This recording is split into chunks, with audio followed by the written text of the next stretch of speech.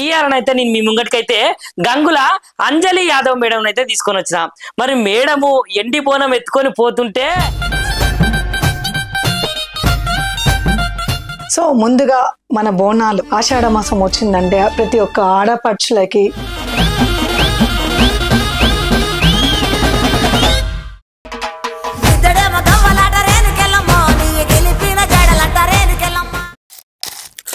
అందరికి దండాలులా మంచుకున్నారా వాళ్ళ ముందుగా అయితే అందరికి బోనాల పండుగ శుభాకాంక్షలులా. మరి నిజానికి బోనం అంటేనే ఈ తెలంగాణలో ఒక ప్రత్యేకమైన పండుగ లెక్కనైతే అందరూ అంగరంగ వైభవంగా చేసుకుంటారు కదా. మరి అట్లాంటి బోనాల పండుగ యొక్క ప్రత్యేకతన ఇయాలనైతే నేను మీ ముంగటికైతే గంగుల అంజలి యాదవ్ మేడం అయితే తీసుకొని వచ్చిన.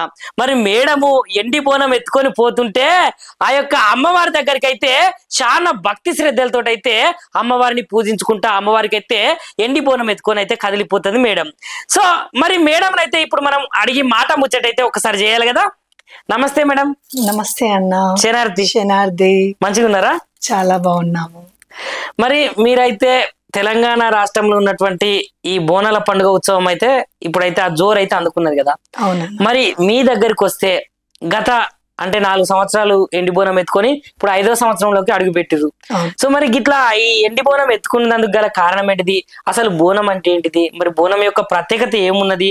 మరి ఎండి బోనమే అమ్మవారికి ఎందుకు ఎక్కిస్తారు?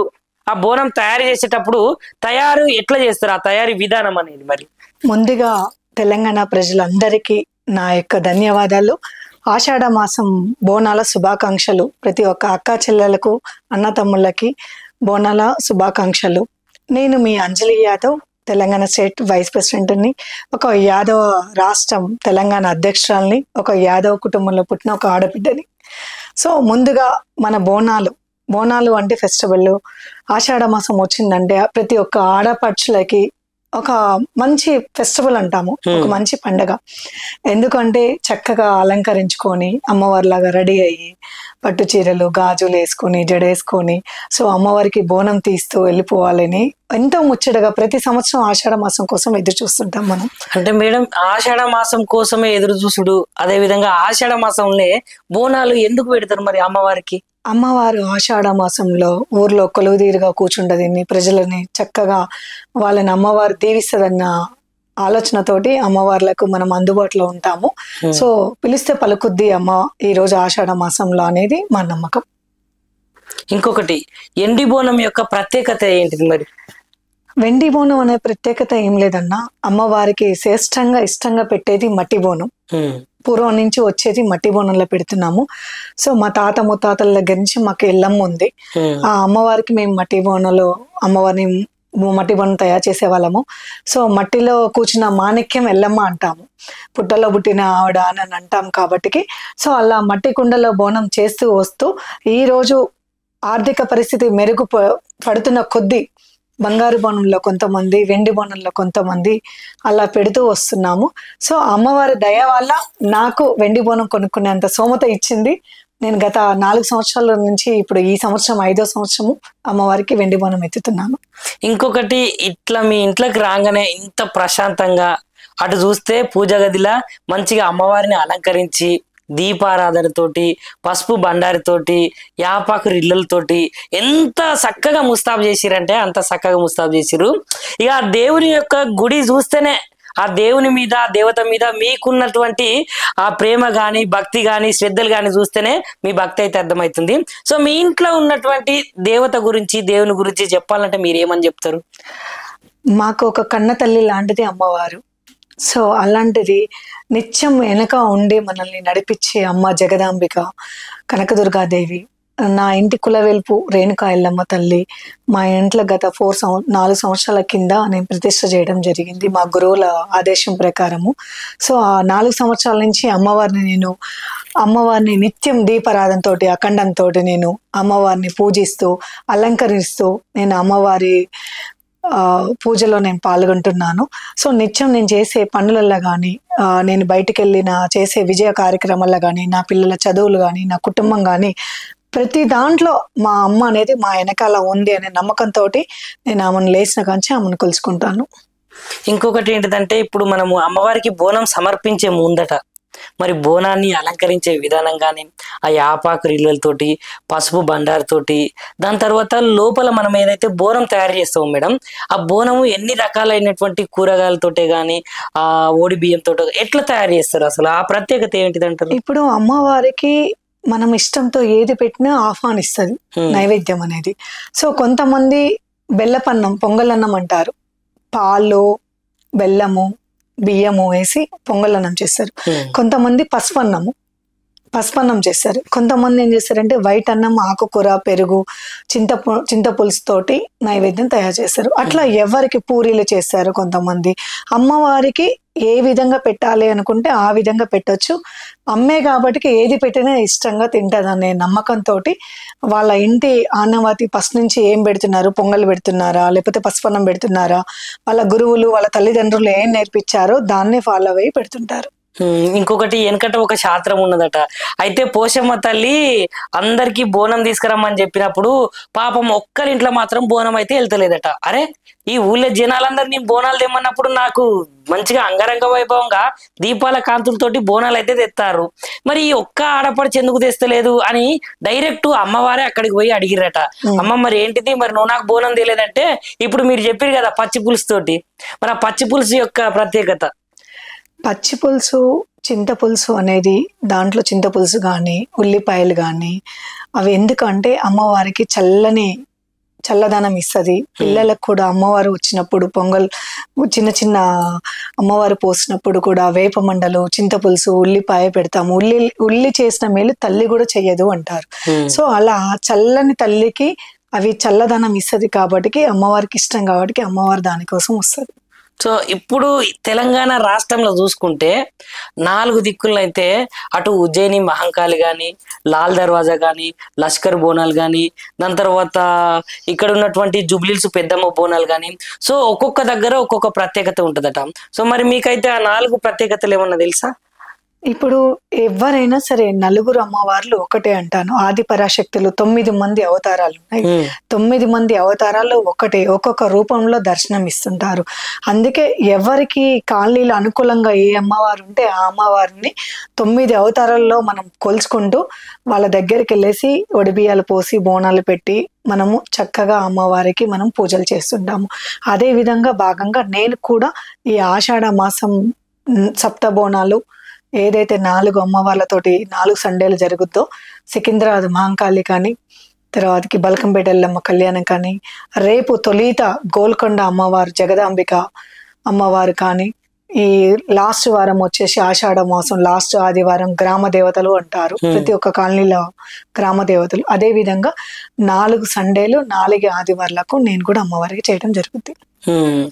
ఇంకొకటి ఏంటిదంటే మేడం, ఇప్పుడు పోతరాజు యొక్క విశిష్టత గురించి మనం మాట్లాడుకుంటే, మరి పోతరాజు ఈరగోలలు తీసుకొని అంటే అమ్మ బయలుతుంటే అమ్మ వెనుక తమ్ముడు కూడా బయలుతాడట.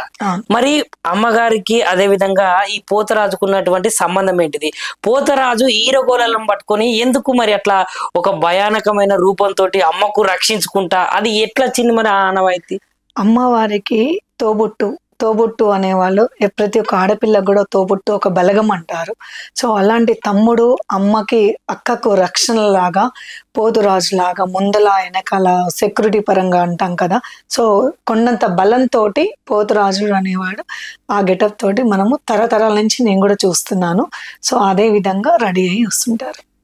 సో చూసిరు కదా, ఇప్పుడు మేడం అయితే ఎండి బోనం అయితే మంచిగా ముస్తాబు చేసింది.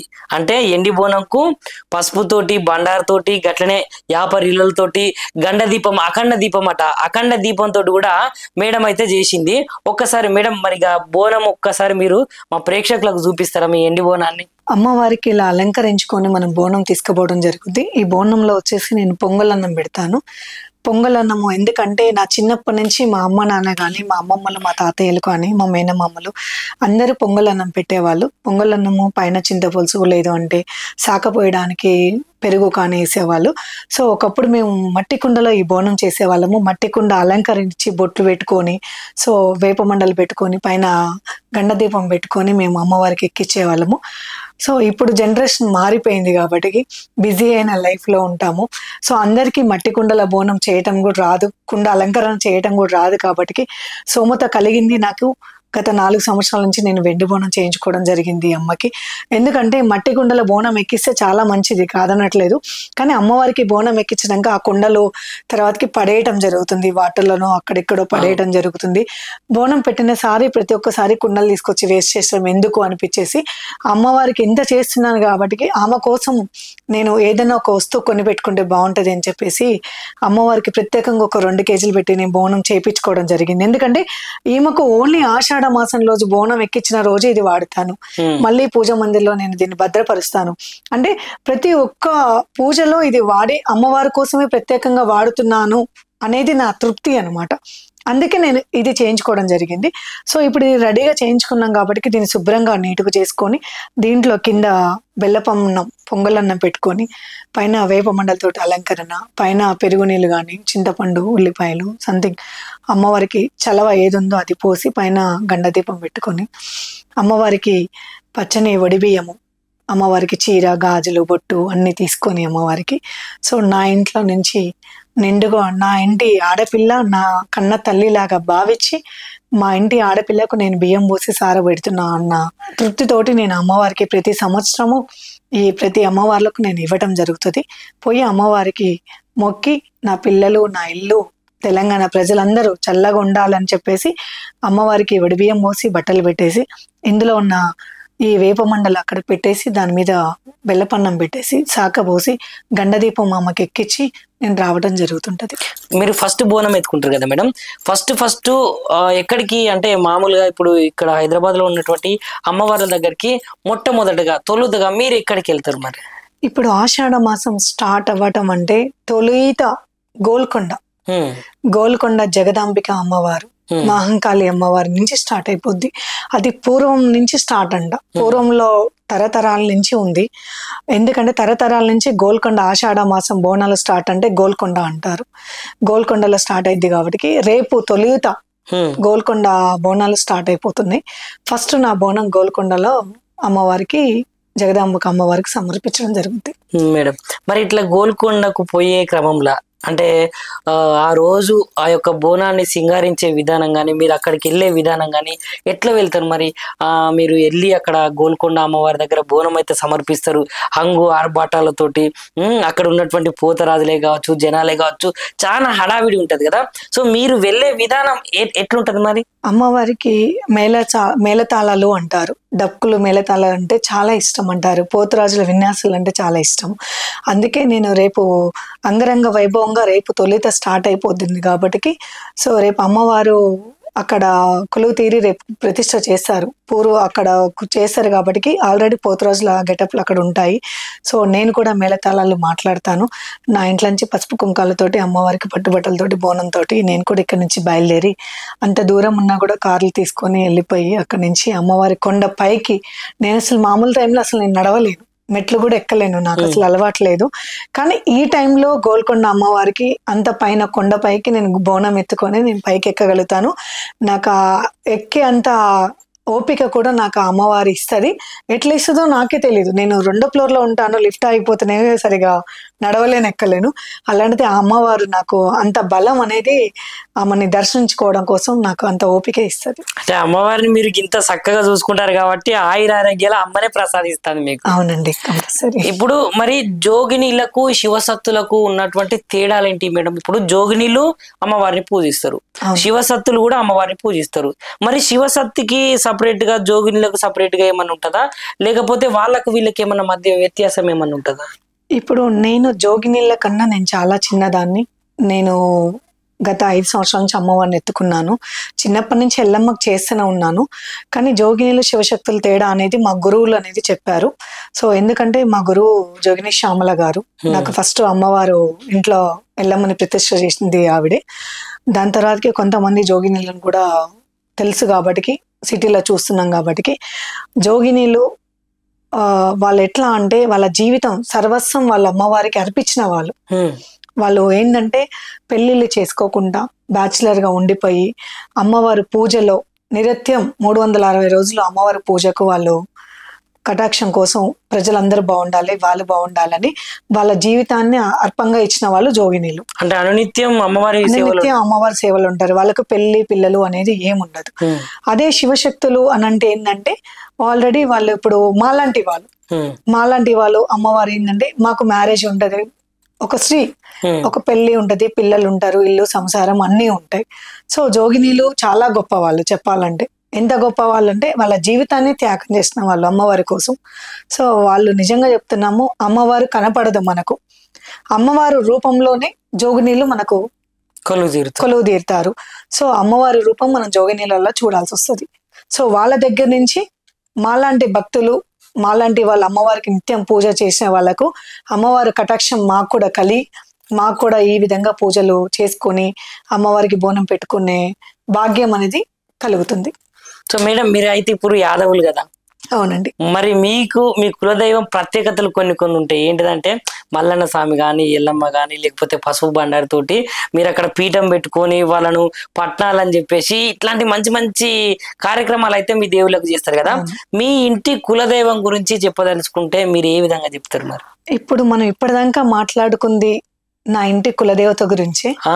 నేను ఇంత ఘనంగా అమ్మవారికి బోనం చేయటం, అమ్మవారిని ఎత్తుకొని నేను పూజలో పాల్గొనటం చేయటము నా చిన్నప్పటి నుంచి, మా తరతరాల నుంచి మా ఊర్లో అమ్మవారు ఉంది మాకు. మా ఇంటి కులదేవతనే ఎల్లమ్మ. సో అంతేకాకుండా మల్లన్న స్వామి, గంగమ్మ దేవి. సో ఈ ముగ్గురు మా కులదేవతలు. నేను పుట్టతల నుంచి తరతరాల నుంచి మాకుంది. యాదవులు అంటేనే మల్లన్న స్వామిని, ఎల్లమ్మని పూజిస్తారు. అలాంటి కులంలో నేను పుట్టడం చాలా అదృష్టం నాకు. సో నాకు అలా నా చిన్నప్పటి నుంచి ఎక్కువ అంటే నా చిన్నప్పుడు మా తాతయ్య గారు, మా అమ్మ వాళ్ళ నాన్న, మా తాతయ్య గారు గంగయ్య గారు అని పెద్ద గంగయ్య గారి మా తాతయ్య గారు ఏంటంటే బాండవ ఉండేది ఎల్లమ్మ గుడిలో వెనకటి రోజులలో రౌండ్ ఇలా బోనం లాగా పెద్ద బాండవ ఉండేది. బాండవ అంటారు, నాగపడిగలు అవన్నీ ఉంటాయి. సో మా తాతయ్య గారు ఏంటంటే ఆ బాండవ కడగడానికి వెళ్ళేవారు. వెళ్ళినప్పుడు నన్ను కూడా తీసుకెళ్లేవాళ్ళు.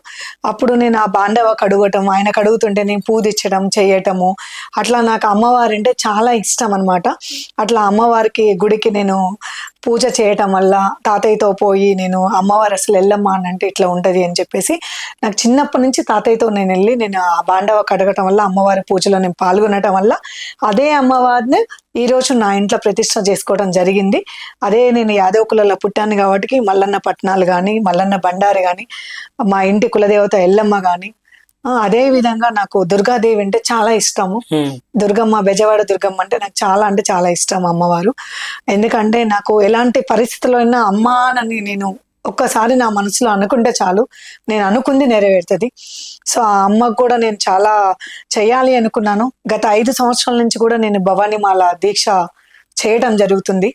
సో ఇప్పటికి 5 సంవత్సరాల నుంచి ప్రతి దేవి నవరాత్రిలో దసరాప్పుడు నేను కూడా భవానీమాల వేయటం జరుగుద్ది.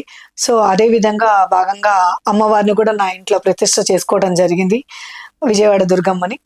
సో ఇటు నా ఇంటి ఎల్లమ్మని, మల్లన్న స్వామి అంటే ఎల్లమ్మ ఉన్న దగ్గర మల్లన్న పక్కా వస్తారంటారు, ఎందుకంటే అక్క తమ్ముళ్ళ అనుబంధము. సో నాకు ఇష్టమైన దుర్గాదేవి ముగ్గురిని నా ఇంట్లో ప్రతిష్ట చేసి ప్రతి సంవత్సరం అమ్మవారికి నేను అంగరంగ వైభవంగా బోనాలు పెట్టడం జరుగుతుంది. మేడం, ఇంకొక చిన్న ముచ్చట ఏంటిదంటే, ఇప్పుడు మీ గురించి మేము కొన్ని విషయాలు తెలుసుకున్నాము. అటు బిజినెస్ ఉమెన్ గా, గట్లనే ఇప్పుడు మీ పురాతనం నుంచి వస్తున్నటువంటి మల్లన్న స్వామిని, ఎల్లమ్మ తల్లిని ఆరాధించుకుంటా ఇప్పుడు కాంగ్రెస్ పార్టీలో కూడా మహిళా లీడర్ గా మంచి పేరు ప్రతిష్టలు అయితే తెచ్చుకున్నారు. మేము కొన్ని ఇంటర్వ్యూలు కూడా చూసినాము, గట్లనే మీ ఫోటోలు కూడా చూసినాము. అంటే ఇప్పుడు ఆధ్యాత్మికకు వస్తే ఒక లెక్క, ఇటు బిజినెస్ పరంగా ఇంకొక లెక్క, ఇటు రాజకీయ పరంగా ఇంకొక లెక్క. అంటే ఈ మూడింటిని ఎట్లా బ్యాలెన్సింగ్ చేస్తారు మరి మీరు? ఇప్పుడు ఒక ఆడపిల్ల అంటే అమ్మ అంటే ఆడదానికి ఉన్న ఓర్పు భూదేవికి ఉన్నంత ఓర్పు ఉంటది అంటారు, అది సహజం కదా. సో బతుకు తెరువు కోసం బిజినెస్ అని అంటారు కదా. సో నా వృత్తి అనేది బిజినెస్, నేను బిజినెస్ చేస్తాను, ఒక బిజినెస్ ఉమెన్ గా ఉన్నాను. రాజకీయ రంగంలో వచ్చేసి ఒక గ్రేట్ లీడర్గా, ఉమెన్ లీడర్గా ఇప్పుడు కుత్బులాపూర్ కాన్ఫరెన్స్ లో వర్క్ చేస్తున్నాను. తెలంగాణ స్టేట్ మహిళా వైస్ ప్రెసిడెంట్ గా బాధ్యతలు చేపట్టాను. కుత్బులాపూర్ కాన్ఫరెన్స్ లో హనుమంత్ రెడ్డి గారి ఆధ్వర్యంలో ఒక ఉమెన్ లీడర్ గా వర్క్ చేస్తున్నాను. సో ఇప్పుడు మీరు అడిగిన ప్రశ్న బోనము అమ్మవారు పరంగా వస్తే, సో నా ఇంటి కులదేవత నా వంశము పరపరాలుగా వస్తుంది, నా చిన్నప్పటి నుంచి ఉన్న దేవతని మన పద్ధతులు మానుకోకూడదు కదా. ఢిల్లీకి రాజైనా సరే తల్లికి కొడుకే అంటారు. సో అలాగని నేను ఏ రాజకీయంలో ఉన్నా ఏ బిజినెస్ లో ఉన్నా కూడా నా ఇల్లు, నా పిల్లలు, నా అమ్మవారిని, నా పూజలు, నా పద్ధతి మర్చిపోకూడదు కదా. సో అన్ని బ్యాలెన్స్ చేస్తున్నాను. అంటే మీ వల్ల అంటే ఇప్పుడు ప్రతి ఒక్క పని అవుతుందా మేడం? మరి ఈ అమ్మవారిని మొక్కుకుంటే 100% అయిద్దండి. అమ్మవారిని మొక్కితే ప్రతి ఒక్క పని అయిద్ది. ఆ నమ్మాలే మనము. ఎందుకంటే అమ్మవారు డైరెక్ట్ వచ్చి చేస్తుందనే కాదు. ఇప్పుడు ఎవరికి ఏ ఆపద వచ్చినా కూడా మీ రూపంలో రావచ్చు, వేరే వాళ్ళ రూపంలో రావచ్చు, ఇంకో అక్క రూపంలో రావచ్చు. అమ్మవారు ఏంటంటే ఎవరి రూపంలో ఒక రూపంలో వచ్చి మన పని అయిపోద్ది. సో దేవుడు శిలలో ఉన్నాడా అని అంటారు, బట్ శిలలో ఆమె ప్రతిరూపాన్ని చూస్తాం మనము. అంతేగాని మానవ రూపంలో వచ్చి మనకి ఏదో ఒకటి చేస్తారన్న నమ్మకంతో నమ్మి అమ్మవారిని పూజిస్తాను. నేనైతే కంప్లీట్ అమ్మవారి భక్తురాలనండి. అది అందరికి తెలిసిన విషయమే. నాకు అమ్మ అంటే అంత ఇష్టము, ఇట్లా పచ్చ వేయించుకునే అంత ఇష్టము. సో నేను అమ్మని బాగా నమ్ముతాను. ఎందుకంటే అంతమంది చిన్నప్పటి నుంచి నమ్ముతాను. కరోనా టైంలో మా అమ్మగారు కూడా చనిపోయాడు. సో అమ్మ మిస్ అయిపోయినాక ఇంకా ఈ 4 సంవత్సరాల నుంచి కూడా నేను ఇంకా పిచ్చిగా అమ్మవారిని నేను నమ్ముతాను. నాకు బాధ వచ్చినా సంతోషం వచ్చినా అమ్మ దగ్గర కూర్చొని చెప్తాను. మేడం ఇంకొకటి ఏంటిదంటే తెలంగాణ రాష్ట్రంలో బోనాలు సురువైనవి కదా. ఈ తెలంగాణ ప్రజలకు, ఈ హిందూ ప్రజలకు మీ మాటగా బోనాల గురించి చెప్పదలుచుకుంటే ఏమని చెప్తారు? ఇక ప్రతి ఒక్క అక్క చెల్లెళ్ళకి, అన్న తమ్ముళ్ళకి తెలంగాణ బోనాల శుభాకాంక్షలు. ఇవాళ అమావాస్య, రేపు పొద్దున్న నుంచి మనకు ఆషాఢ మాసం స్టార్ట్ అవుతుంది. ఆషాఢ మాసం బోనాలు ప్రతి ఒక్కరూ అంగరంగ వైభవంగా ప్రతి ఒక్క కాలనీలలో కానీ తెలంగాణ ప్రజలకు ప్రతి ఒక్కరూ అమ్మవారికి మనం పూజలు చేసి అమ్మవారికి బోనం ఎక్కియాలి. అమ్మవారు కటాక్షం మీ అందరికీ కలగాలని నేను మనస్ఫూర్తిగా మొక్కుతున్నాను. ప్రతి ఒక్కరూ అమ్మవారి దీవెనలో పిల్ల పాపలతోటి తెలంగాణ ప్రజలందరూ చల్లగా ఉండాలి, మిమ్మల్ని అందరినీ చల్లగా చూడాలని మనస్ఫూర్తిగా కోరుకుంటున్న మీ అంజలి యాదవ్. చూసిరు కదా అంజలి యాదవ్ మేడం అయితే ఎండి బోనం ఎత్తుకొని ఎండి బోనం యొక్క విశిష్టత గురించి, ఈ బోనాల విశిష్టత గురించి, గట్లనే పోతరాజు విశిష్టత గురించి ఎంత మంచిగా చెప్పిందో. ఇక ఇట్లాంటి మంచి మంచి బోనాలకు సంబంధించిన, పండుగలకు సంబంధించిన, పబ్బాలకు సంబంధించిన ఇంటర్వ్యూలతో అయితే మళ్ళొక మల్క నేనైతే మీ ముంగడికి వచ్చేస్తానులా. ఉంటా మరి. అందరికీ శనార్థుల్లా. నమస్తే మేడం. నమస్తే అన్న. లైక్ చేయండి, షేర్ చేయండి, సబ్స్క్రైబ్ చేయండి. మరిన్ని వీడియోల కోసం బెల్ సింబల్ పై క్లిక్ చేయండి.